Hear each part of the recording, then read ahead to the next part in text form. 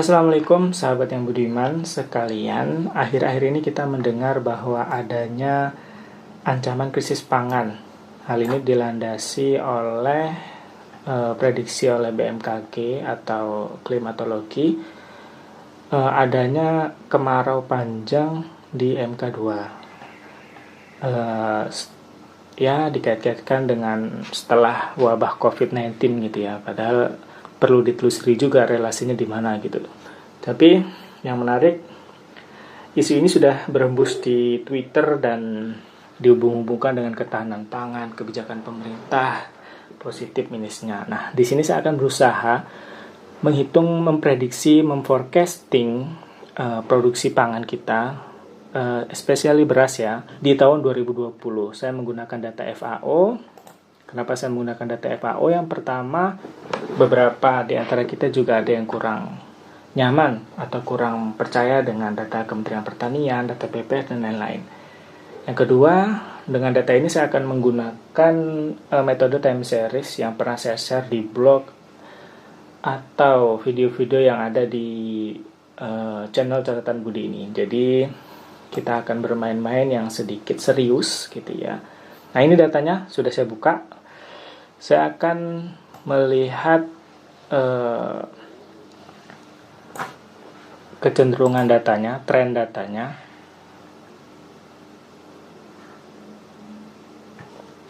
Di tahun ya sekitar 2001 agak turun, kemudian 2006 agak turun. Tapi kalau tren kita sepakat ini naik ya. Dari tahun 61 sampai 2018 itu naik terus. Oke, kita akan menggunakan Minitab, tapi sebelumnya karena ini datanya banyak sekali, saya khawatir Minitab tidak memprosesnya. Datanya terlalu banyak, jutaan ton ya. Di sini tahun 61 aja 12 juta ton. Kemudian di tahun 2018 83 juta ton. Saya kurangi jadi ribuan saja, dalam satuan ribu. Jadi ribuan ton satuannya. Oke. Kita copy, saya sudah buka Minitab-nya.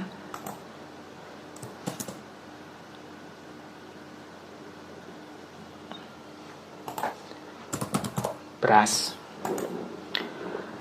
Atau padi ya, bukan beras ya. Karena padi itu berbeda dengan beras. Meskipun masih satu turunan produksinya. Start, time series, kemudian trend analysis. Di sini ada 4 yang kita pakai. Kemudian nanti akan saya tambahkan Arima. Kita 4 dulu. Linearnya kita lihat. Oke. Ini grafiknya. Kalau secara linear dia lurus begitu ya. Grafiknya ini naik turun. Nah, ini ada simpangan error sama nilai aktualnya. MSD-nya seperti biasa saya akan membandingkan MSD dari berbagai metode time series yang akan saya gunakan. Berarti di sini 9.628 MSD-nya. Kemudian masih di aplikasi yang sama, time series, trend analysis, kuadratik.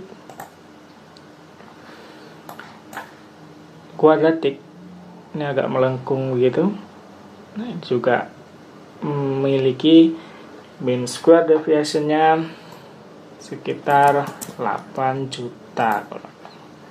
Kita kumpulkan saja di sini biar gampang lihatnya. Exponential growth-nya kita lihat. Stat, time series, trend analysis, exponential growth-nya seperti ini juga kita ambil.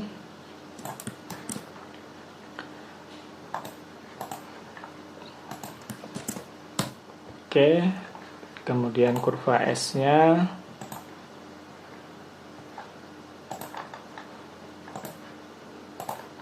kita ambil juga sekitar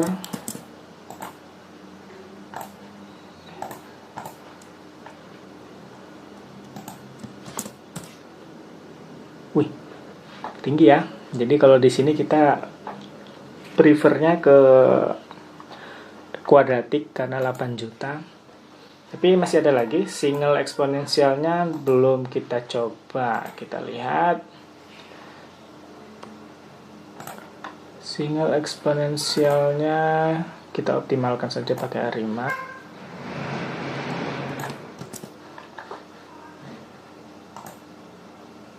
Itu sekitar 3 juta. Kemudian double eksponensialnya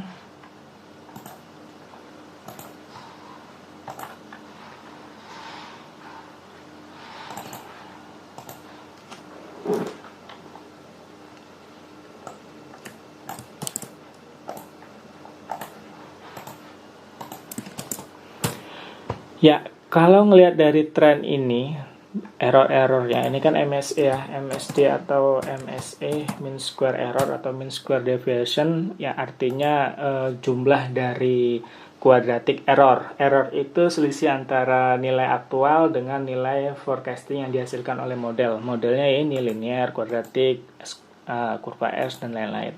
Smoothing, seperti ini. Jadi polanya dia seperti mengikuti garis gitu, garis aktualnya. Kemudian kita lihat arimanya. Apakah ada arima di sini? Kalau arima kita pakai tren ya. Seasonal sih kayaknya enggak, karena dia trennya begitu kelihatan sekali. Jadi kita perlu differencing dulu. Differencing, start differencingnya di C2. Kita lihat ACF-nya untuk C2 ini. Ini cut off.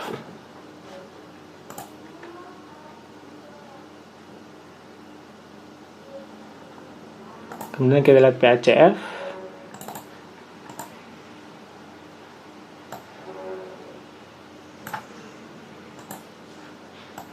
Sudah cut off semua. Kalau kita lihat di sini dari parsial PACF dan ACF, ini sama-sama memiliki yang cut off, memiliki grafik yang cut off sehingga bisa AR bisa MA. Itu bisa dua-duanya. Kita coba ya prediksi modeling saya tadi. Dari padi atau regresifnya kita tulis 1, diferensinya kita 1, moving average-nya kita 1. Oke.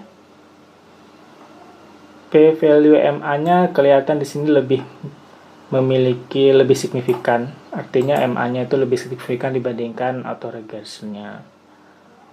Ini mean square-nya kita ambil.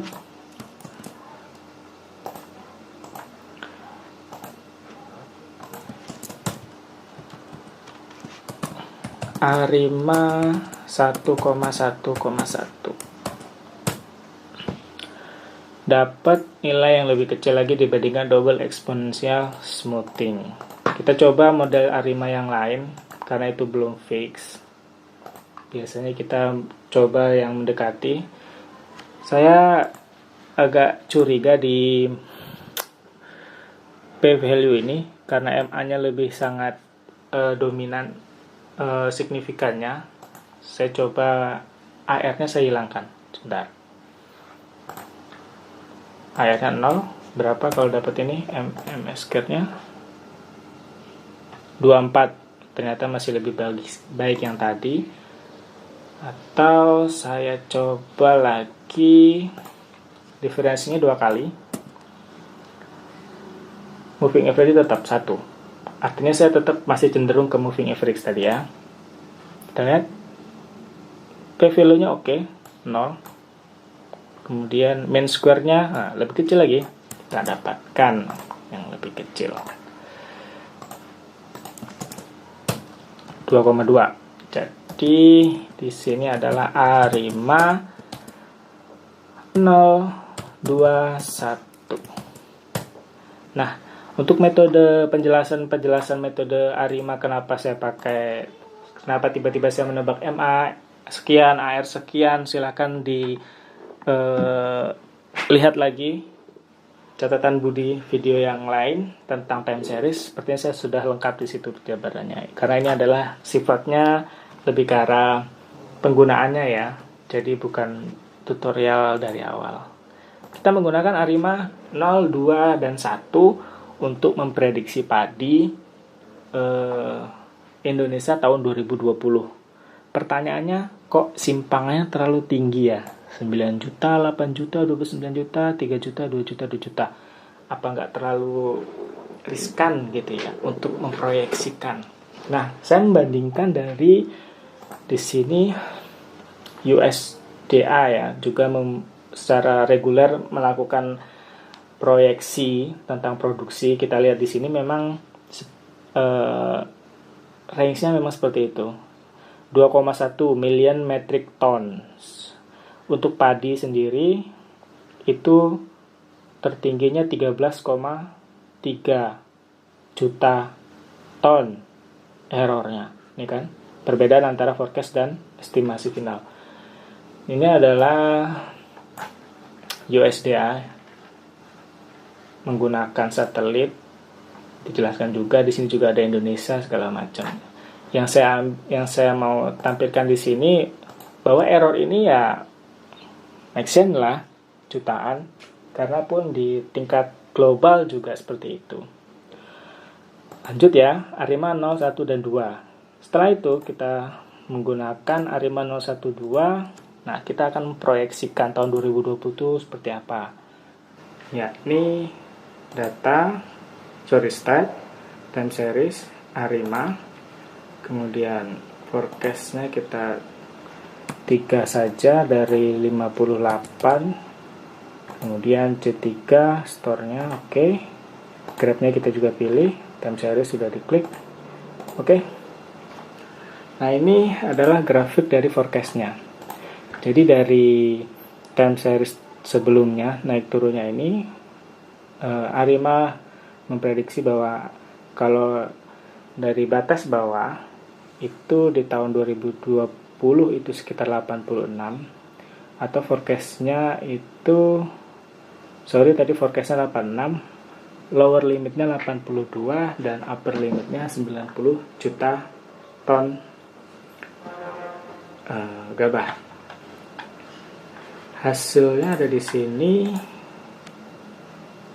ya. Kita kopikan saja ke Excel-nya.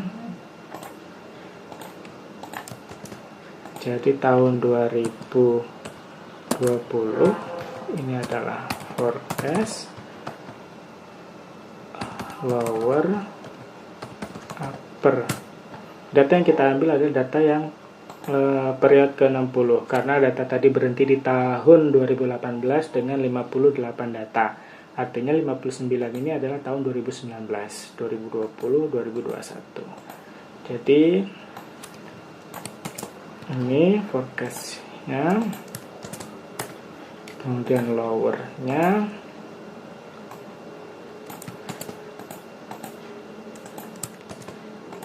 oke, dan terakhir adalah upper-nya. Ini adalah satuan, karena ini satuan ribuan ton, jadi sekitar 86 juta, 82 juta, dan 90 juta. Pertanyaannya, apakah ini memenuhi atau tidak, gitu ya, dari kebutuhan pangan di Indonesia. Saya sudah pernah membreakdown-nya di sini. Di forecast-nya 86, 82, upper-nya 90. Kita hitung-hitung kebutuhan benihnya, artinya ketika gabah itu dipanen, untuk benih kita sisihkan, kemudian kebutuhan pakan, bahan baku industri dari bukan makanan, dan ada yang tercecer. Semua ini kita ambil dari data BPS. Maksudnya hasil penelitian dari survei BPS. Kemudian penyediaan pengurangan tadi, penggunaan gabah untuk benih, pakan, dan lain-lain itu kita kurangi sehingga tersedia gabah yang bisa untuk digiling, benar-benar digiling untuk beras. Kita konversikan gabah itu ke beras dengan 64,02%. Jadi sekitar beras itu ada untuk forecastnya itu 53 juta, lowernya 50 juta, dan uppernya 55 juta. Ini prediksi. Kemudian tingkat konsumsi, perkalian antara konsumsi rata-rata nasional sekitar 110 kg dikali jumlah penduduk proyeksinya di BPS, kita menghasilkan sekitar kebutuhan itu 29 juta.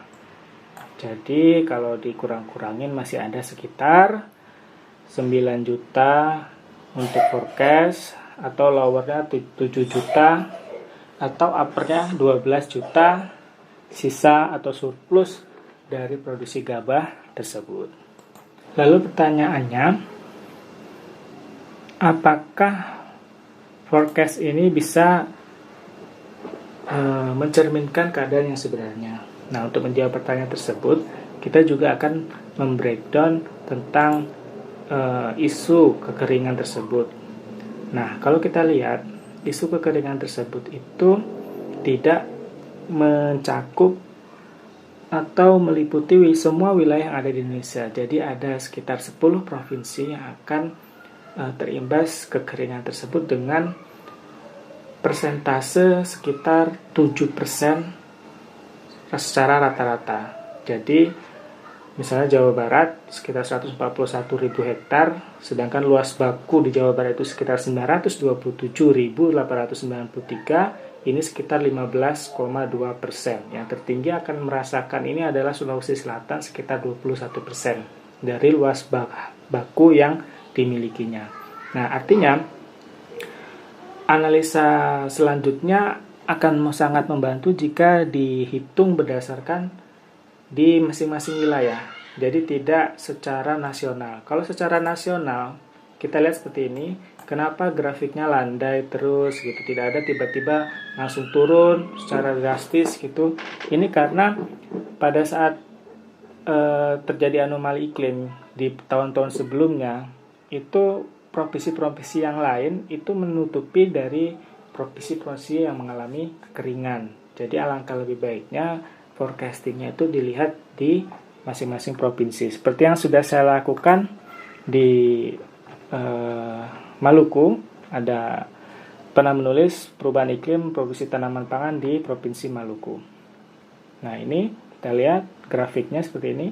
Jadi turun drastis tahun 97, naik lagi, turun drastis lagi di 2002, sehingga ini melewati dari batas bawah dari forecasting. Nah, ini yang saya sebut sebagai dampak dari perubahan iklim tersebut. Nah, dengan begitu akan lebih mengetahui dampak kekeringan itu secara regional. Nah, sedangkan secara nasional tadi sudah kita lihat bahwa meskipun ada perubahan iklim di masa-masa sebelumnya, grafik kita tetap terus lurus ke depan, kadang melandai, percepatan lagi, terus begitu. Jadi kemungkinan besar kita bisa melewati perubahan iklim yang akan terjadi di tahun ini. Meskipun kita tidak boleh terlalu optimis, kita juga tidak perlu terlalu khawatir, terlalu takut bahwa akan terjadi krisis pangan yang berkepanjangan. Yang penting sekarang kita lakukan upaya yang kita bisa lakukan mitigasi dalam menghadapi ini. Salah satunya ketika panen raya di awal tahun, mungkin sisanya kita stok untuk mengantisipasi kemarau yang kedua di akhir tahun 2020. Oke, terima kasih. Wassalamualaikum.